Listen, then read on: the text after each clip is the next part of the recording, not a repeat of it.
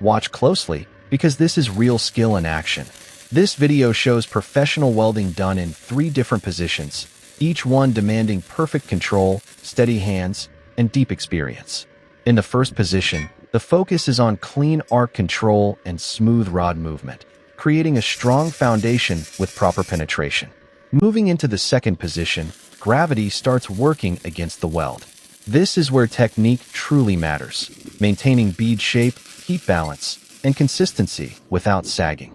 And now, the final position, the most challenging one. Precise angle control, steady travel speed, and flawless timing are critical here. One mistake, and the weld fails. This is not just welding. This is craftsmanship, built with patience, precision, and real-world experience. If you respect skilled work, strong joints, and clean welds, stay till the end and watch how true welding quality is made.